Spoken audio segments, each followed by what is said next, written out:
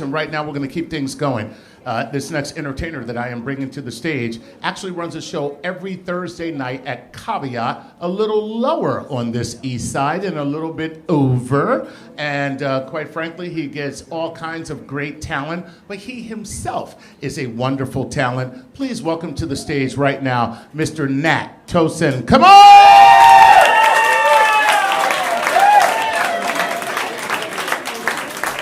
Nice, come on!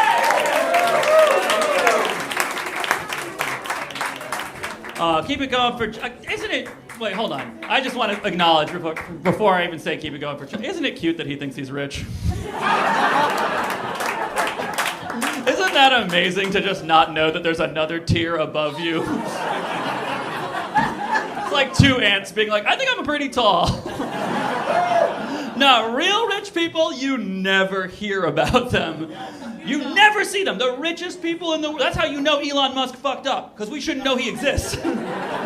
He's too selfish. He's too greedy. It is good to know that the richest man on earth is not happy, but like he does the same shit I do all day, which is try to get attention on social media. And I can tell you firsthand, I'm not happy. So that's reassuring, and we should eat his body. But I do love, again, I am,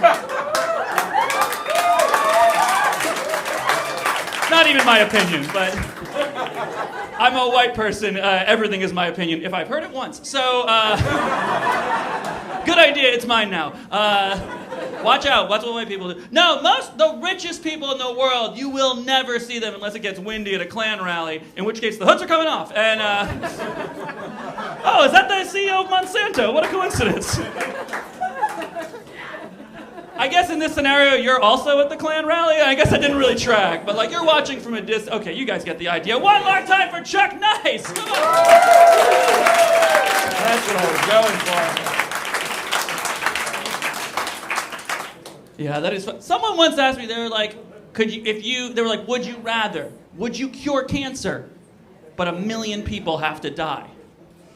I know, it's a tough question. And I asked what I think is the best possible follow-up question. I said, do I get to pick which million? They said yes. I said top 1 million richest people, cancer cured. Okay. That should have been in the earlier, with the rich people stuff earlier. Okay. Can you guys tell how sweaty I am? Shit is real. It's either climate change or I city biked and I'm out of shape. It's unclear. Little column A, little column B. I'm tired. I was up late last night. I was up late last night Googling solar power. Sorry, I said that wrong. I meant to say, I have clinical depression.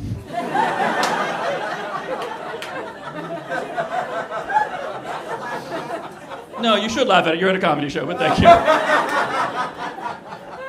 I do love you looking out for me, but I actually expected people might laugh at it, and I appreciate that, though. You are right that I am fragile on the inside. And almost any other time someone laughs near me, I assume they're making fun of me, so I appreciate you protecting me. But I give you guys, actually everyone in the room, permission to laugh at anything I say until I leave the stage, so thank you so much. What was I saying? Oh, I have clinical depression. Yeah, you gotta fill that time somehow. So, yeah, I was up at like 3 in the morning reading about solar power. So I have depression. I have a specific kind of depression called seasonal affective disorder. Okay, I see a couple people nodding. Hope you got out before it rained today. Okay. See, whoever laughs at that, that's who I know. Let's compare meds later, but for those of you who don't know, seasonal affective disorder, it's essentially like the amount of sunlight you get affects your mood, okay? So if I don't get enough sunlight, I don't just get sad, like I feel despair. Like if the sun is setting and I didn't get sunlight that day, I'm like, oh my God, what am I gonna do? How am I going to make it to the time I have to go to bed? How am I going to make it till tomorrow? And the answer is usually smoke weed, but still, every day, I'm like, how am I gonna do this? Oh, live in a little mental cocoon? Yeah, that's probably what I'll do. So the sun affects my mood. I'm like a big plant, and I've been trying, it's a hard disease to talk about because it has a very long, frustrating name, seasonal affective disorder. People forget it all the time. And people have tried to abbreviate it. And all of the options are very bad. The first option, people will say, I have SAD. Which sounds like you're sad, but you're trying to hide it from a young child in the room. People will also say, I swear this is true, I've heard people say this in a serious voice, I have sad. Like a robot programmed to have emotions, but not programmed that well. Like, I have sad, what am hurt me? Why life? Why life? I was like, I gotta come up with a better metaphor for this. I was like, how can I explain this to people? And I realized I used to read a lot of Superman comics when I was a kid, and also this past weekend, and also continuously in between. I'm not married, and I don't know if you know this, but in Superman comics, Superman gets his power from the Earth's yellow sun. On his planet, the sun is red, because those are two of the four colors that comics were printed in the 1930s. So Superman gets his power from the sun. I was like, that's great. I'm not weak. I'm a superhero. I'm like Superman. I get my powers from your Earth's yellow sun. And then I remembered that Superman, if he loses all of his powers, is still a successful journalist. I do freelance writing for internet publications with a very low page rate. Like, I will not have insurance if I lose my powers. Superman writes for the Daily Planet. That's the New York Times. He has a pension. He's fine. Like, the only difference is he'd have to, like, take a cab to work. So I was like, I gotta rebrand this. I was like, what else absorbs sunlight? Oh, solar panels, obviously. So see how I got there. I was up late at night trying to figure out how to describe it. And I was like, oh, okay, I'll look into solar panels. But the thing about solar panels is they don't continue to generate energy after dark, right? Like, they can store electricity, but that's it. Once the sun goes down, why am I explaining this? You guys get this. The way they work is they don't create energy if there's no sun. And for me, when I get energy during the day, I continue to create emotional energy until I, say it with me, smoke weed. So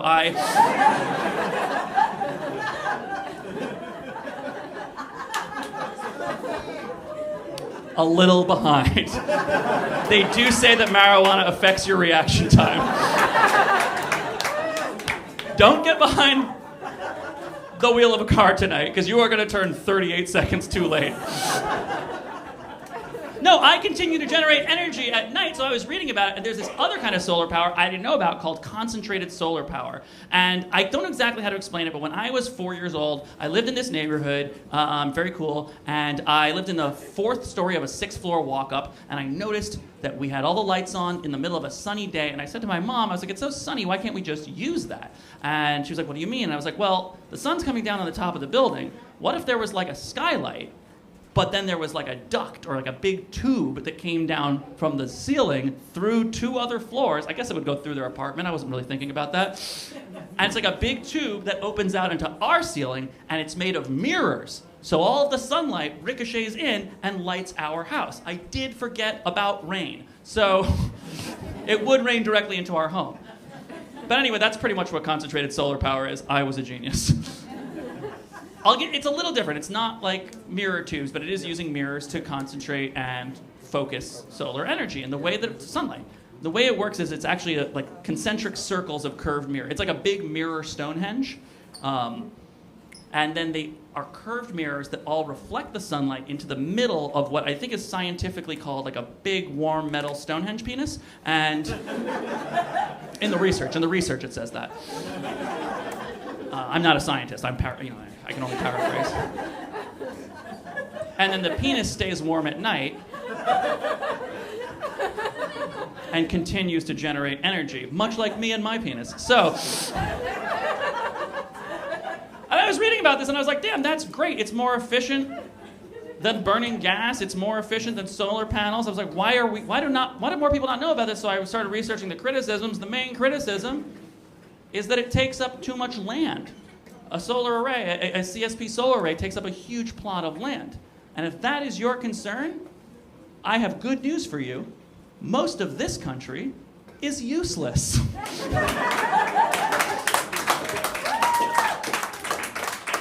Can anyone here honestly say they've been to Wyoming? One person? So it does exist. Okay, so you can agree with me, we could spare some Wyoming. Yeah, let's throw some fucking mirrors on that shit, right? Arizona, another one. No, there have to be parts of Arizona that no one has bothered to check out yet, right?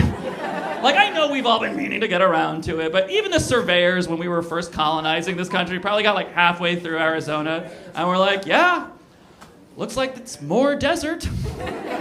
Why don't we just write desert on the map and turn around? I hear they've got whores in Nevada.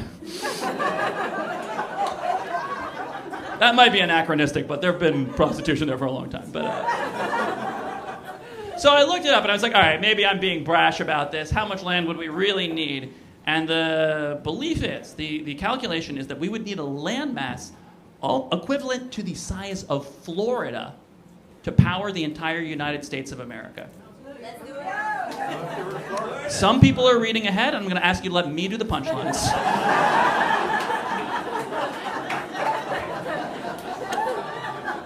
I appreciate a good student. I appreciate eagerness, okay? But it's like good grades, but something to discuss in your parent-teacher conference, okay?